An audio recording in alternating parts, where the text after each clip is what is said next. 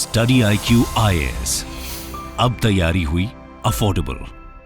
Hello aspirants, my name is Divakar Bothra. First of all, a very happy Republic Day to all of you. You know very well the importance of Republic Day. In fact, the very term Republic Day here signifies that it's the day of the people, not just the day of the Constitution. In the first series, we discussed about certain social issues which were there in the news, and from the perspective of interview, if the questions are related to these topics and asked, what should be your approach and how you handle those questions respectively. I'm repeating this here again for those people who missed the part 1 of the series, that in an interview, what matters is how you represent the answer, with what energies you actually present your viewpoint. That is the most important part of an interview. Your scores in interview is more determined on the basis of your presentation skills and the level of energy which you carry in the interview hall, rather than the knowledge which you carry in the interview hall. Knowledge is the part of process, but knowledge is not the determining factor or crucial factor as far as this last leg of civil services is concerned.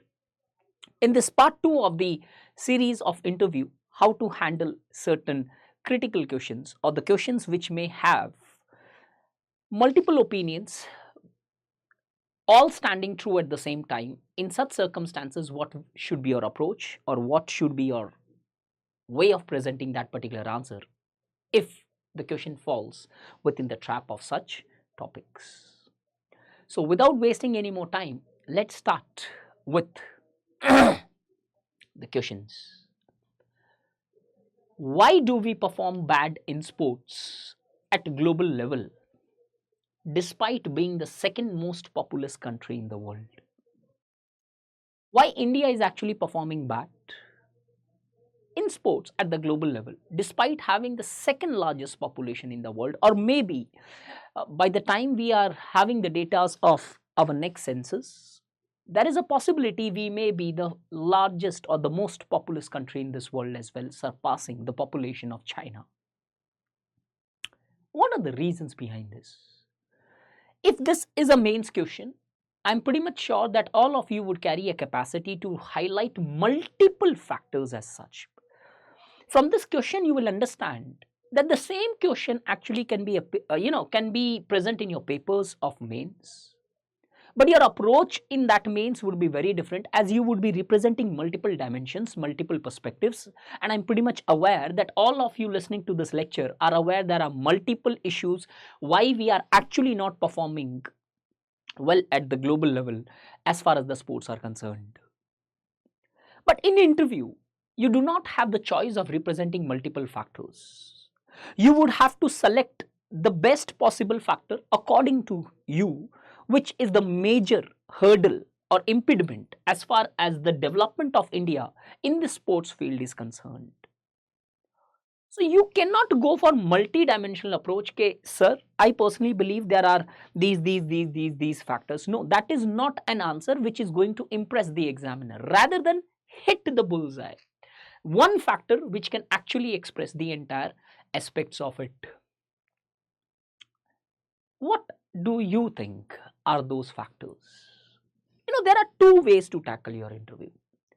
Those average people who get that average score in interview are those people who are giving the most diplomatic sorts of answers. Understand this very clearly. Take yourself in a position of that interviewer and imagine if certain candidate is giving those mediocre answers where he's talking about multiple factors. I think, sir, there are multiple factors which are responsible for pulling the country down as far as the sports fields are concerned. For example, infrastructure deficits are there in the country as we are not having certain categories of infrastructures. No, these answers never impress the examiners. As for example, if I say you the same factor here would never impress you, okay, this person has given us something different. The interviewer wants to really get those factors which he has no idea of, maybe which he has a bleak idea of, or maybe he wants to know the presentation in such a manner that you have presented a very simple viewpoint in a very pragmatic manner.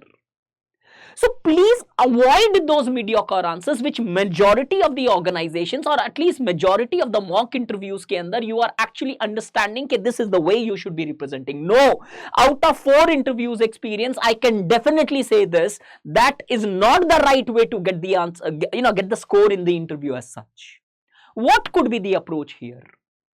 This again, I'll clarify this. This is my personal understanding of these issues. My opinions are absolutely personal. You may not gel up with my opinions, but at least you should be learning from these opinions that how a simple issue can be represented in a very novel manner, which can actually make your interview and make you score the best of the best possible marks in those given circumstances.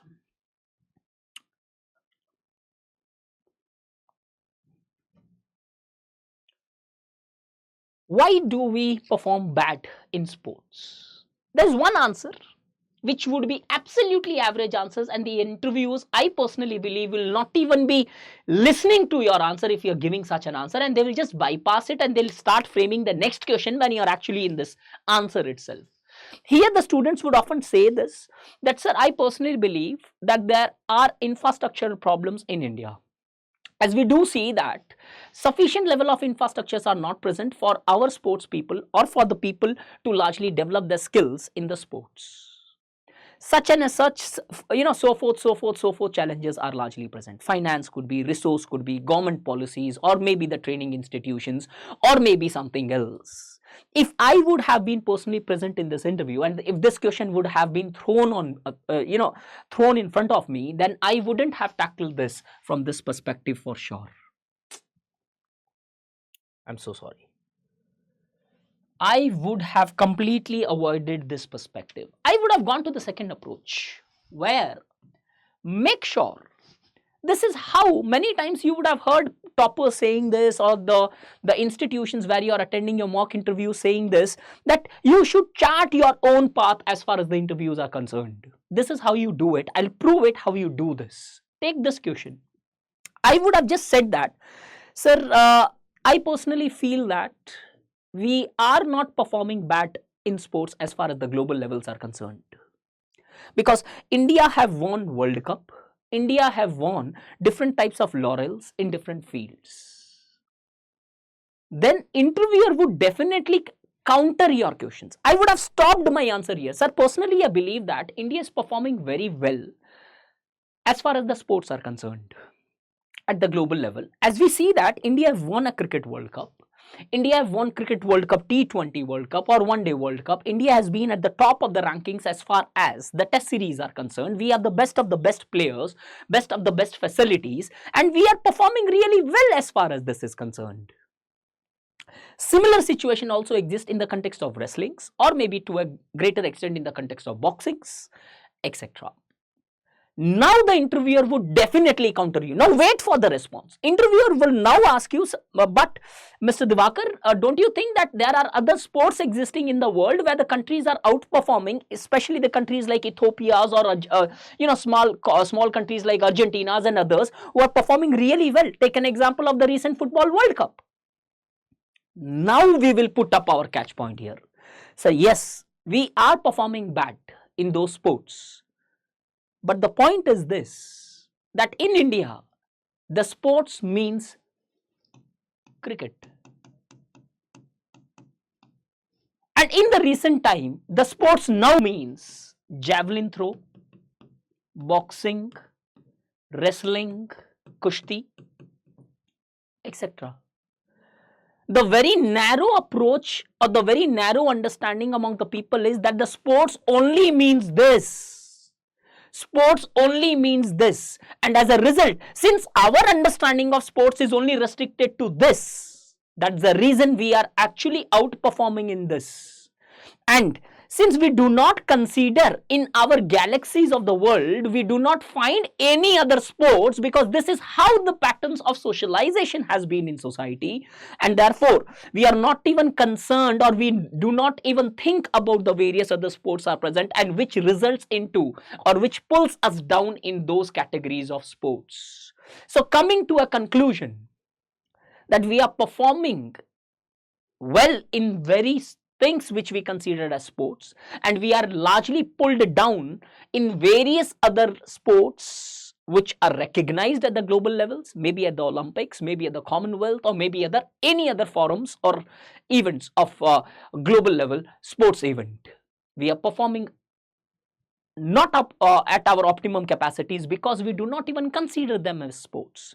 So one of the biggest, from this what I want to tell to you and to the you would be telling to the examiner is this, that the biggest lacunae present or the cause of our underperformance in the other sports is because we largely have created a mindset where we are not ready to train our children's in the categories of sports other than these, as sports in India is not equated with sports or the spirit of sports. The sports in India is more equated with career.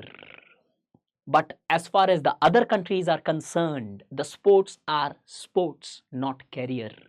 And that's the reason there are all the sports which are actually played and which are recognized and where people largely enjoy those sports. In India, since sports is considered as a career, we have outperformed in certain categories of sports and almost became undefeatable. But in other contexts, we are underperforming because we do not even give them a criteria of sports, as in sports in India is considered as a career. Therefore, people do not choose those sports which largely do not help them to create a flamboyant career out of it. And this is goddamn the way to impress the examiner. That this shows that how clear you are in your approach, how practical you are in your approach, how you have that thought process where you get to the root cause of the problems rather than giving those superficial suggestions that infrastructure deficits are there. The training is not optimally available, the resources are not optimally available. No, there are places where the resources were not available, but we have outperformed there. There are places where still resources are not optimally available, but we have still outperformed in those sports as well. So the point is the psychological factor which is actually keeping us down. It is the sports which is actually becoming equal to career. So can I now say this, that the very high unemployment rate present in the Indian society is actually pulling the Indian country backward as far as the sports are concerned? And this is how actually you connect things. This is how you actually represent things. This would be an answer. Just say whenever in India you have chaat, the charts, it's a variety of food. The people or the places are, in fact, the famous places where the chart is available. Some charts are famous of certain places in respective cities or respective towns of yours as well. You would see that majority of these people do not keep water or drinking water facilities with them. You know why? Ask them sometime. Because they say that the taste of that chart should remain for at least few minutes of yours. If you just drink a water, what's the point of having a chart? I mean, let it be spicy, let it be that you want some water, but still they do not keep it because that taste has to be there. You should feel that taste for that few minutes. Similarly, if such answers are given, the two benefits which will happen to you, in fact, three benefits. First one, the interviewer is actually listening to your answers rather than framing the next question which he is going to ask you. Second, the impression which this creates is the clarity of or the vision which you have. And the third one, that this aftertaste of this answer would remain with the interviewer till the interview lasts. Even one or two such pragmatic answers can actually, completely change the rhythm of your interview. So I hope from this today's session, the very first question helps you to understand how you need to think. So next 10 days, 15 days or 20 days, whatever time you have as far as your interview schedule or date is concerned with the UPSC, do give at least 1 or 1.5 hours, not just reading the newspapers, rather than just trying to create certain questions and think how well you can give a novel answer to this, which is neither critical, neither diplomatic, but provides a precise answer to the real problems present in with respect to that particular topic. So please do this up, and this brainstorming sessions or self-dwelling exercises which you will be doing before your interview, believe me, there would be a day you would definitely leave a comment on this video that thank you sir for giving us this novel approach as far as the answers are concerned. And if you still feel before your interview that this approach is something which you were searching for, then do leave a like and especially do leave a comment, because it does motivate people to work harder and more harder for this. So this is how I would have approached this question. Rather than connecting with the well accepted things like at infrastructures or resource deficits, I would have taken the answer to a very different level. And I hope you actually got an understanding how you should be approaching these answers as such. Coming to the next question, which is actually a debate in the international scenario or the international spheres, and that is globalization slowing down or mutating? Globalization slowing down or mutating? Because let's first understand why exactly this question has been framed.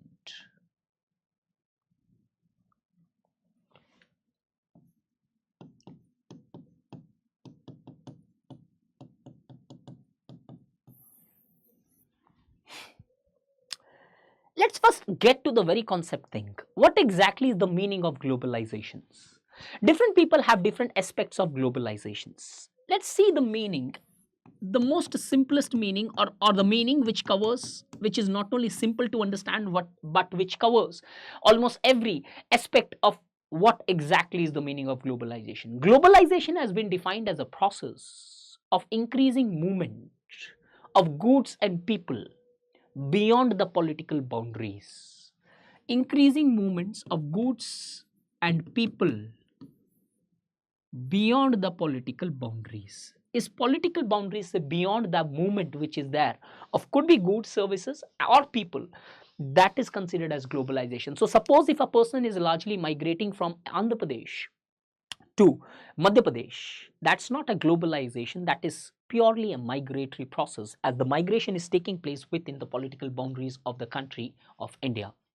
But if a people are traveling from maybe Tamil Nadu to Canada, or maybe from Punjab to New Zealand, that process would be called as globalizations. Whether it could be the goods or the khakras which the Gujarat is selling to United Kingdom is a process of or part of globalizations, or whether it is the Bangalore software engineers traveling to Silicon Valley in United States is a part and process of globalization.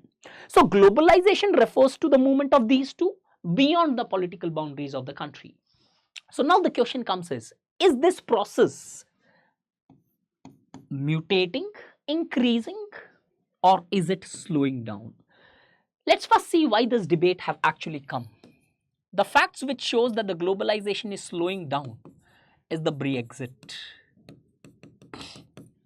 protectionist policies which are coming up, bilateral organizations superimposed over multilateral organizations. There are different forms of banks, different forms of organizations which are created and which are bypassing the supremacies of the multilateral organizations or wings.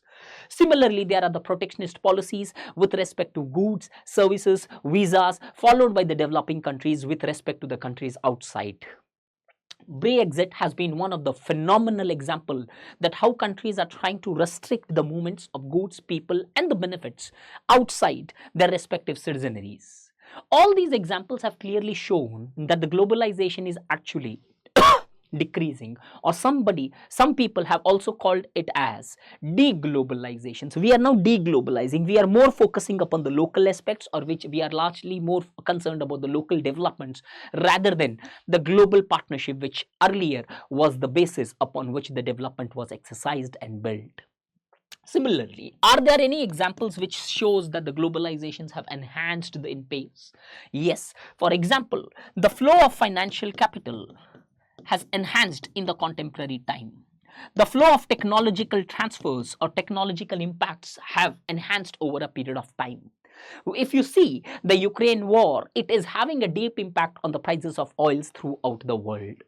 Similarly, if you look into the technological flow, there is a agreements present where the technologies are shared between different countries with respect to the defense or with respect to even a burger as such, which we normally call as McDonaldizations.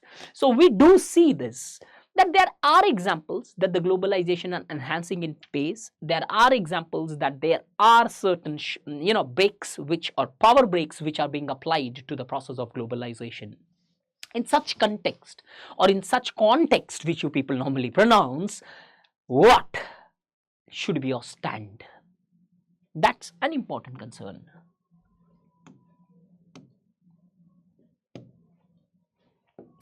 What should be your stand as far as the process of globalization? Increasing or decreasing? I'll give you an answer which is completely logical, which is completely practical, and would be more than acceptable to the examiner as such. See this process.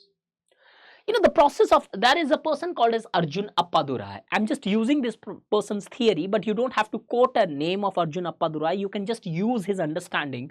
If suppose such a question is, thrown at you in the exam, in the interview situation. He talks about globalization taking place at different levels. At the level ethnoscapes, at the level of people, phenoscapes, at the level of finance, technoscapes at the level of technology, and idioscapes at the level of ideologies. If you look into China, there is technological globalization taking place in China, financial flows, people flows to a very greater extent. But the ideological flow, that is the modern ideologies of democracy, the modern ideology of people's representations, are not largely. The China has opened up in certain sphere and remains closed in certain sphere. So what we see, globalization is a process where there are different types, different levels at which it takes place. Somebody in India, if you see, India has opened up in various spheres, but to an extent. For example, we have a current account convertibility as far as the rupee is concerned, but we do not have a capital account convertibility. But can we precisely say that India is deglobalizing or the globalization is increasing? This is how your approach should be. Excuse me, I'm so sorry, so sorry for this. The answer should be such. Sir, the globalization is a process which refers to increasing movement of people, goods or services outside the political parties. From a commonsensical perspective, by looking into the events of the present times, we see that it is believed that deglobalization or the process of globalization is slowing down. But I personally believe, respected sirs or madam, that according to me, the globalization is slowing down in some sphere and increasing in some other spheres. For example, if you can give me an opportunity to elaborate this, I would like to elaborate. Say this. Don't go for elaboration until unless asked. Leave a catch. Force the interviewer to ask you the elaboration. You don't have to disclose all cards at the same time. The answer should only restrict till here. Sir, I personally believe that from a commonsensical perspective, people believe that the process of globalization is slowing down because of the rising protectionist policies.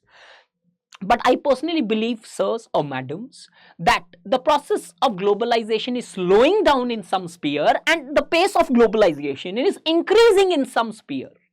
And if you want me to elaborate on this, I want your kind permission to do that. Leave it there, and I'm pretty much sure they will ask you, yes, Mr. Divakar, do please elaborate on this. Then go to this aspect. That's so I believe if we take an example of India, India has globalized at multiple levels, but there has not been a complete globalization in every spheres. Similarly, if I take an example of America, in America there is a deglobalization happening at the ethnospheres where it is restricting the people's globalizations, but the American society is perfectly opened up as far as the financial, technological and ideological flows are concerned. And the same situation applies to China as well, where the China has globalized as far as the technology and finance is concerned, but the pace of globalization is very restricted as far as the ideological flows are concerned. So, sir, I personally believe that both the phenomena of globalization, enhancing the pace of globalizations and deglobalizations are taking place at the same time. Demolished the answer.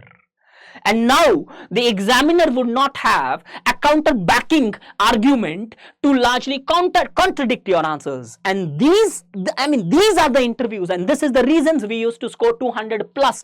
And it was said during my time that if you score 200 plus, the UPSC board have made you an IAS officer. They believe that you are fit to be an IAS officer if you are getting a score, because during my times the interviews used to be out of 300. 200 plus was considered as a flamboyant score, fabulous, phenomenal score. So please make sure this is the way you approach your answers, because there would be certain people who will be given a very average answers and they get a pathetic marks in their respective interviews, and because of which unfortunately they would have to struggle for the entire year. And again, whether they would reach to that interview cycle or not still remains highly uncertain, because the only certainty of UPSC is the uncertainty. I always say this to my students. So I hope that this question would have further helped you to open up those rusted nerves of your mind to brainstorm.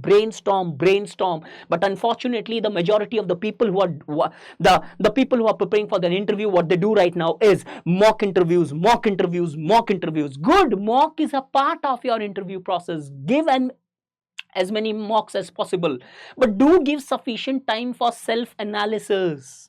The people have believed it. They have advocated that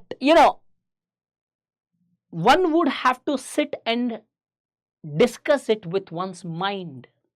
Start framing those structures, write it on pages, keep it, revise that. What would be your approach? How would you actually try to connect things? And so that a question could be put up in this, and the examiner is forced, or the interview is forced to ask you that question from that spheres as such. So I hope this question have further made you understand what should be your approach as far as answers are concerned. Answer should not be contently enriched as such. The major motive should not be there.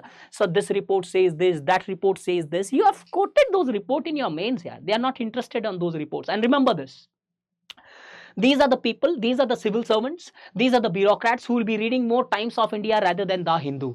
They are least bothered about those facts which they might not have any awareness, because they have job to do, they have work to do, unlike people like us who are preparing for civil services and reading and grasping the new knowledge and current affairs. They are not so well versed with current affairs as much as you are. I'm not demeaning anyone, but yes, remember these practicalities would help you in your interviews. Coming to the next question. Does India need reservations for women in the parliament? Although this news has, this topic has not been very much in the news, but yes, the women reservation bill has been pending from decades now. And there is a possibility, just by chance, if this question is put up to you in your interview, what should be your approach? Majority of the people would largely take an approach without even thinking twice, that yes sir, I personally believe that the patriarchy is very strong. The women have still not got their dues as per their respective merits. So in this context, the women reservation in the parliament is definitely required. As if there are more women in the parliament, the women's approach or women's perspectives would largely be taken care of. Good, a very well framed answer if you're giving this answer. But there could be a better answer than this. Just imagine, out of 10 people, if the same question is asked, the 10 answers would be, at least 9.5 answers would be the same. Some would say, sir, in Lok Sabha there is 12% reservation, in Rajya Sabha there is 10% reservations. Goddamn, please understand, this is not your mains paper where you have to back the things with fact. They want to understand your thought, not your facts. I'll repeat, they want to understand your thought, not your facts. They wanted your facts, you have qualified on facts. Now they want your thought, better qualify on your thought, not qualify again, try to repeat the same thing of your facts here. I hope this is goddamn clear to your mind here.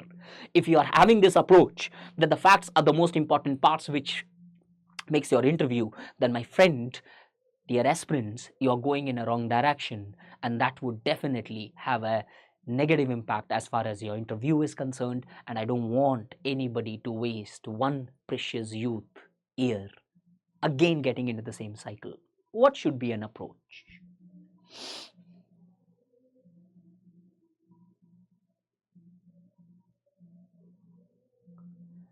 Do we need women reservation? Yes, somebody would answer, at least majority would answer it in positive. Yes, we do require it, with the answer of which I have already given. But again, I believe that's a mediocre answer. When you have those 25 minutes, do best in those 25 minutes, 35 minutes or 40 minutes at the max. Answer 2, I believe being practically positive. Guide your own interview, which I've already explained in the context of sports. I've already explained or already followed in the context of globalization as well. See, what was the goal of reservation? The goal of reservation was largely to affirmative action जिसे बोलते हो in the theoretical term, if you want to use that. Reservation is a general commonsensical term which is often used. The real term for this is affirmative action, whether in the context of SC, STs, OBCs or women's or EWS.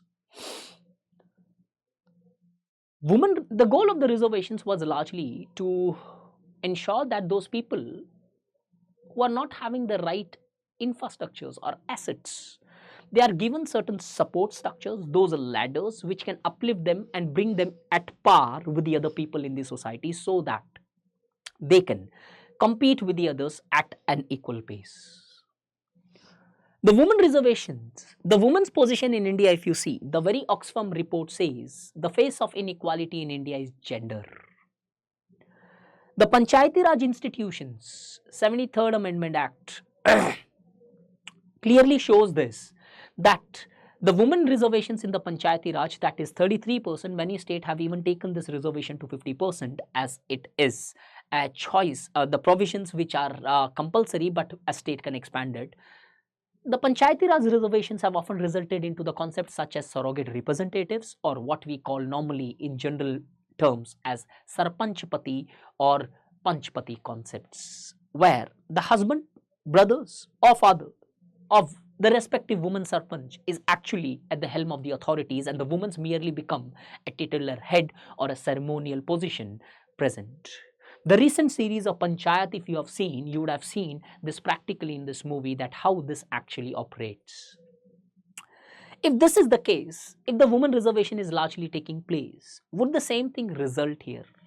The possibility which I may say is yes, exist.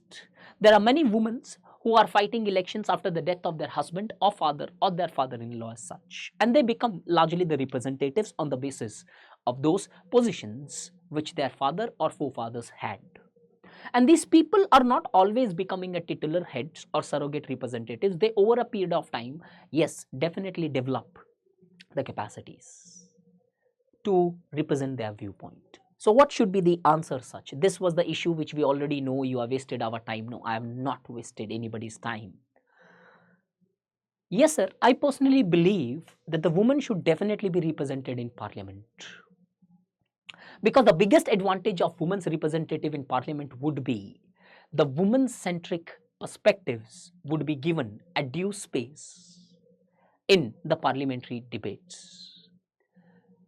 It may although not lead to an empowerment of women, but at least it will definitely ensure that or provide the training grounds for those women to become more assertive and aware about those rights. These people could become role models for the women and can motivate them, because the motivation and the awareness is the biggest hurdle which is pulling the women down as far as the complete capacities and contributions of theirs is concerned. So the women reservation definitely would have positive result, as the representation of these women in the parliament would provide an edge, or at least would provide at least a ground to empower the perspectives of women. So how would you approach this answer? Sir, I personally believe that the women empowerment in India has been a structural process where we have tried to frame the laws in order to empower the women. But the true women empowerment, according to my opinion, sir, is when the women's perspectives are empowered, and the representations of women in the parliament would help in empowering these perspectives.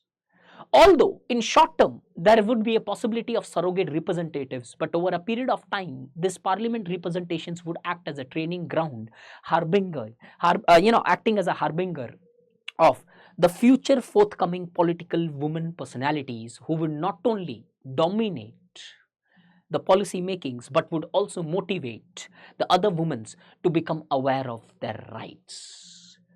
This would be a better presentation, because once you say the surrogate representative term in your answer, he will definitely, now the second question would be prepared for that. The second question would be on Panchayati Raj institutions. What exactly you mean by Panchayati Raj institutions? Is surrogate representative reducing the very goal of Panchayat Raj? Now you would have to be ready with that question, because you have left a hint of a particular topic so that the interviewer is now forced to catch that term and ask you again a question which you are already prepared. So this is how you actually take your interview as per your choice, because if you leave your interview to the interviewers, then there is a possibility there are many questions which may not be possible for you to frame or provide a viewpoint which you are not yet prepared of. There are possibilities where you would have to say, I am sorry sir, I have no idea and I don't know the answer. So please ensure this would be a better approach. This video, please see it once or twice so that you can write these viewpoints, especially those people who are preparing for interview and also for those people who are preparing for their mains or civil services, because in civil services what is more important is the right perspective, mentorship. And these answers would help you. Write it, keep it, read it often, so that you are not going to give or develop a mediocre thinking. Rather than you would have a pragmatic, more practical approach approaching these questions or topics. Coming to the next topic. Why do women representation is low in STEM subjects? STEM subjects are directly connected with the things what we call as scientific disciplines. Could be mathematics, could be physics, chemistry, biotechnologies, biology, medicines, etc. so forth and so on. Why the woman representation is low in these disciplines? Low representation in STEM. One of the major answers which the most of the people would give is, sir, I personally believe that the infrastructures as far as the women's is concerned is less. Sir, the patriarchal mindsets largely have socialized women in such a manner that these people, the women are more forced or more attracted toward home science subjects because of the socialization pattern through which they have been brought up. But again, just think twice. Sit and analyze. How many of you would not mention this which I have already mentioned? Almost everybody. Then what is so different in you which can take you to that exceptional marks? These two sessions are specifically to make you have that novel point as such. The answer too would be this. So the STEM subject largely represents the rationality. One of the important requirement to have or to be attracted or to largely aim for a STEM subject is the rationality. But in the contemporary time in India, when we see the rationality is largely monopolized by men, as the women are largely socialized in a pattern where the rationality is killed at the very childhood. Be very clear. How?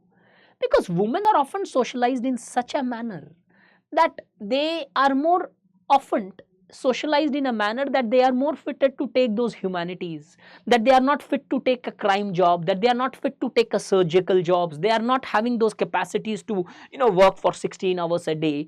This is how it has been socialized. I have represented the same viewpoint, but not in the in a manner where infrastructure, rather than I'm connecting it with a very logical understanding. that men are often rationalized. No, you should be working, you should educate yourself, because after education only you'll get a better job, only then you'll able to marry, only then you'll have to have a better life or better status. But women are not socialized in that manner. They are socialized in a manner that it's okay if you are not studying, but at least know how to cook, know how to largely follow the cultural practices, because the women in India largely lives in the dichotomy of Devi and Dasis. So that rationality is important for STEM, and most of the times the very socialization of women hampers this rationality, which hampers their attraction or admissions in the STEM subjects, because that requires rationality. The first cause.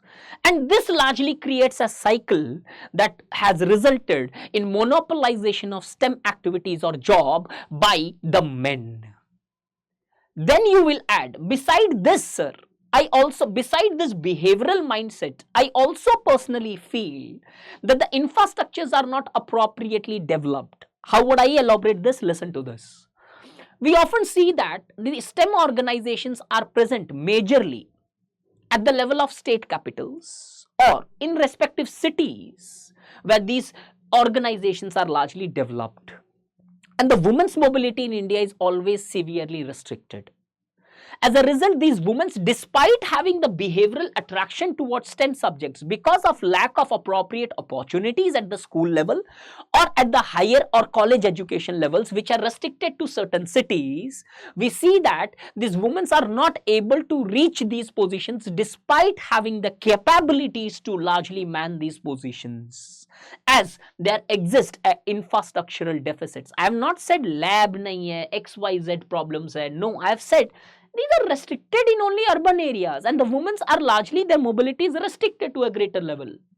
And the next point, beside this behavioral and infrastructure deficit, another issue which I personally feel, sir, is this, that the STEM subjects do not have any fixed working hours. And due to lack of fixed working hours, a woman would have to, travel, migrate, work for long hours, which is not acceptable because of our existing patriarchal mindsets. So, if you are having sufficient time, then you will give the broad analysis of this.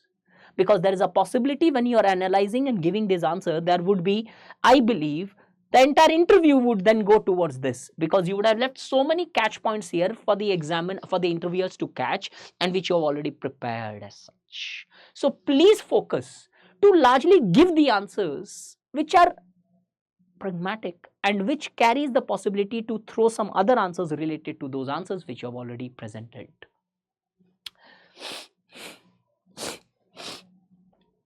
Why do you think there is so much crime against women in India as compared to the developed world?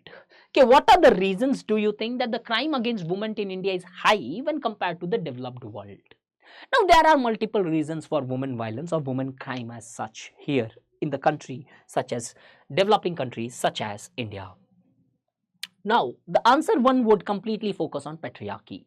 So, majorly we do see that the women in developed countries enjoy better positions, better implementations of rule of laws, etc., which have largely created a more empowered women citizens in those respective countries. Unlike in developing countries, because of the patriarchal mindsets, we do see that the women largely become the victims of different forms of violences and crimes. Again, I personally feel there is nothing different in this answer. You have not done anything. You have actually lost the opportunities to crack your interview the way you wanted, because you have been an average person giving an answer here, which 99% would have given the same one if thrown on them as well.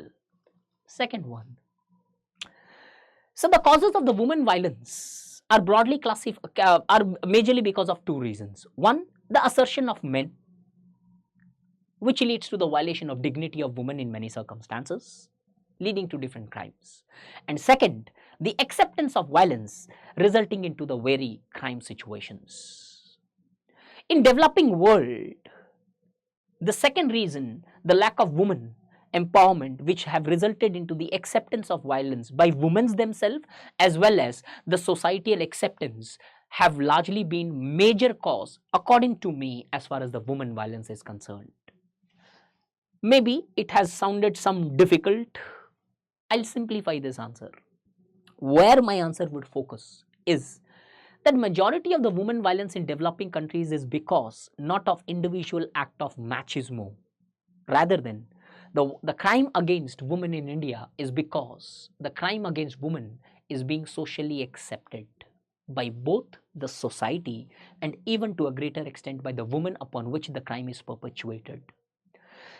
80% of the 84% to be precise, women believe that it's okay for their husbands to beat them. That shows the acceptability mindsets. Further, even in society, it's acceptable for a man to beat a woman, a husband to beat a wife, but not the vice versa, that wife beating a husband, which is not actually acceptable. People like you and me, when we visit slums and when we see that the husband is actually battering the wife or having or some form of crime is being perpetuated, we accept it.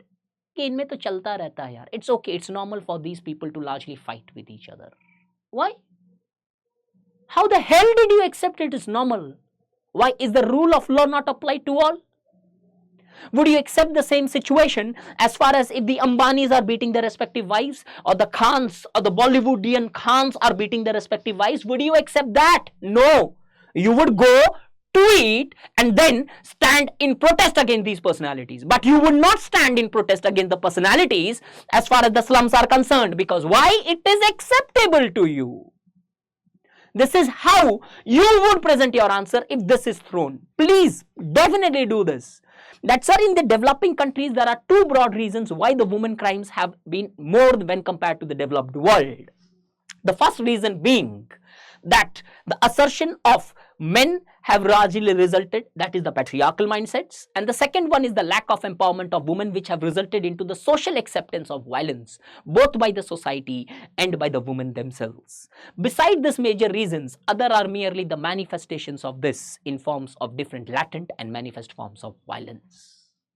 This is pragmatic, getting to the root cause rather than saying safety, law, lack of implementations, judicial backlogs. It's good. These content would have sounded very good, very pragmatic if your mains was concerned. Normally what you people do is you differentiate between PT and mains. What is the approach in PT? What is the approach in mains? But why don't you differentiate between mains and interview as well? What is the approach of answers in mains and what should be your approach in interview? Because nobody discusses this. Why? Those people, so-called IAS and IPS officers, the recently selected people, come and they don't have guts to say you this because they are more bothered about their respective careers. I'm here because after 4 experiences, I believed that if somebody would have said me the same thing, I would have taken this in a very different level. I would have actually given the answers in a very pragmatic manner. This you understand over a period of time when you start interacting, when you go deeper into your studies. So it's a sincere request to all the people who are appearing for interviews. Please start brainstorming from this second onwards. Develop different viewpoints, but logical, practical, not anti-nationals. This should be your viewpoint. You should sound critical, but you should not sound anti-national. You should sound critical, but you should not sound pessimistic. Because if you know, you can solve. If you just argue, there's a possibility you will not be able to solve, as you have just been mediocre here. So I hope this further tells you how you should approach a particular aspects. Further, recently the Union government has proposed to make Hindi a compulsory subject up to class 10 in Northeastern states. Do you agree with this move? What is your viewpoint? Do you agree that the Hindi language should be imposed on the Northeastern states? As a majority of the Northeastern states, they have their different languages, and many of those languages are also present in your schedules of constitution. Should Hindi be imposed on such states?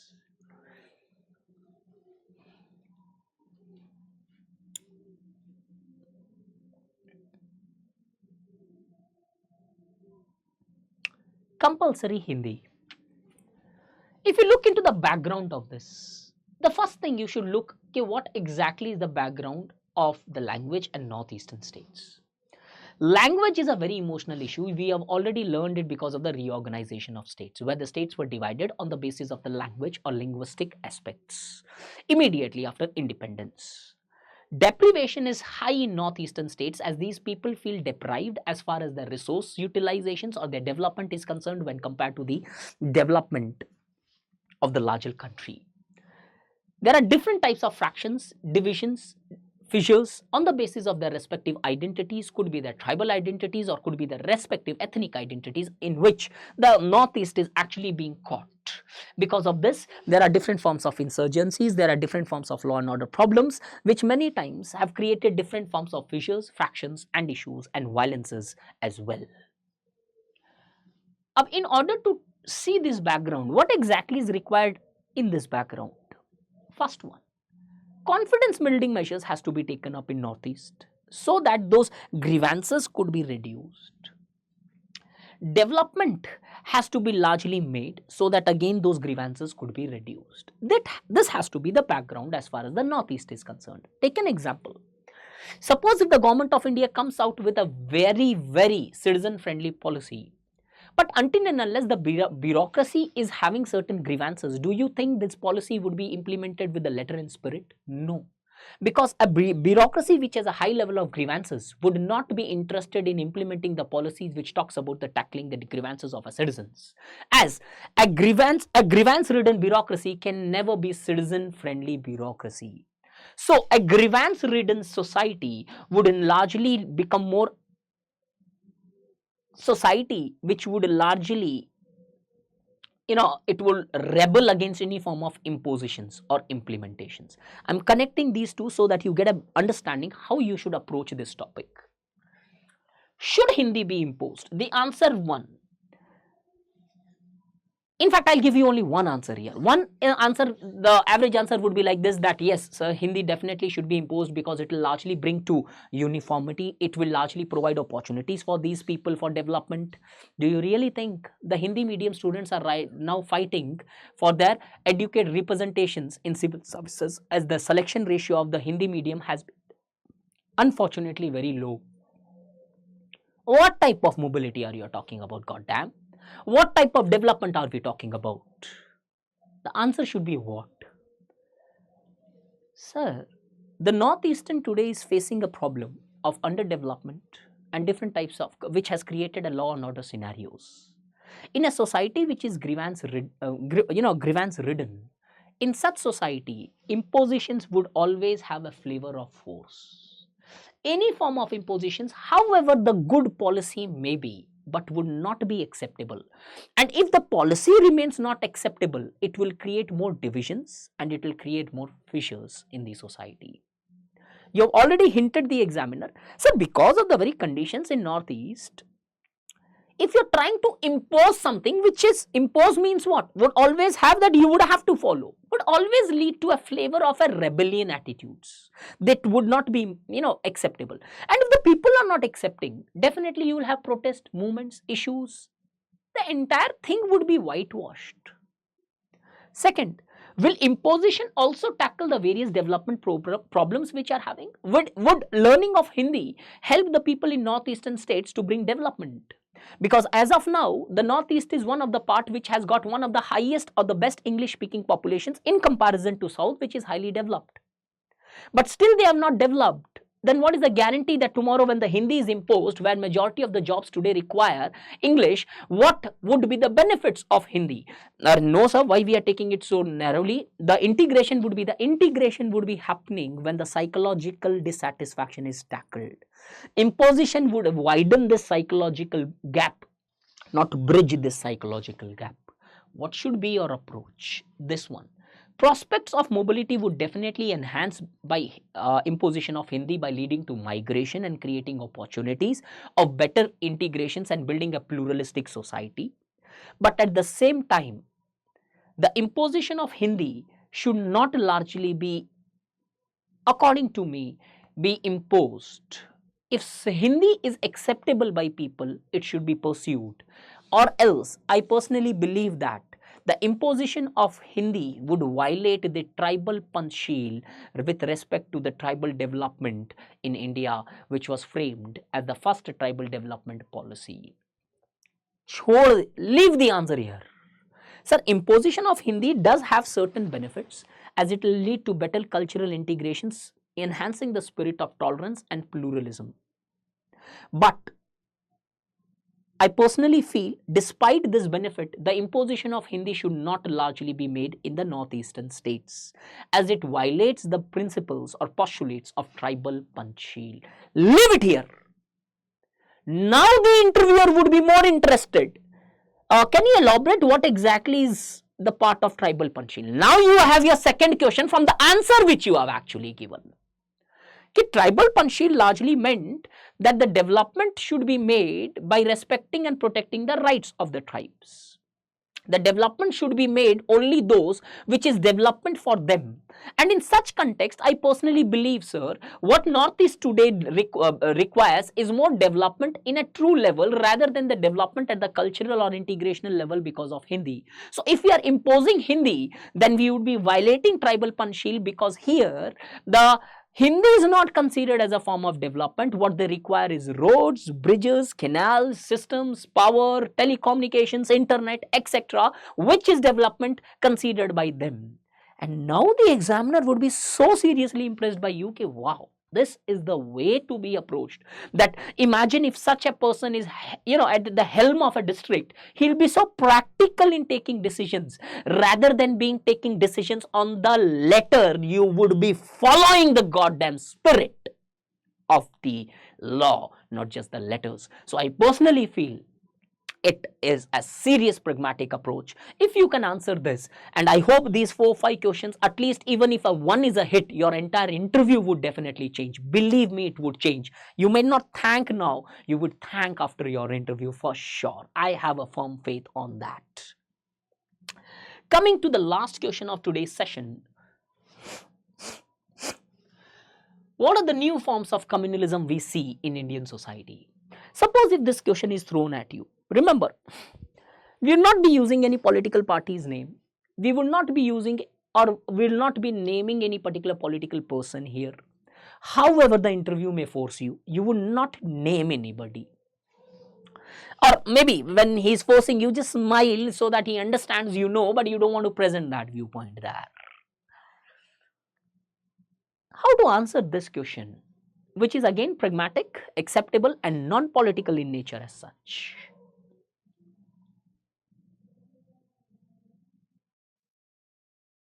Understand the meaning of communalism. I'll not dwell much on the meaning of communalism. It's a different topic at all. I'm pretty much sure you all have an awareness. Communalism is an ideology in South Asia where the followers of two different religions considers themselves not only different but considers their interests are antagonistic to each other. This is the higher level of communalism which developed in India after 1937.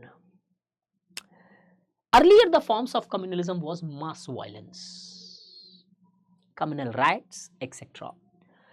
Today, the forms of Zoya Hassan says the forms today of communalism is where the state largely is acting as a silent institution against the communal incidents. Take for example, the beef ban or mob lynching. Many times the state was completely numb, completely silent. So Zoya Hassan says this is the new form of communalism. There are other scholars who advocate there is a fast rise of institutional communalism where the institutions of the state discriminate with people in providing services on the basis of their religious grounds or on the basis of their religious backgrounds. At the same time, the mass scale violences today have become more concerned with individual boycotts, where in the recent time, certain religious communities were boycotted and the larger majority were asked not to buy certain commodities from a people belonging to a different religion.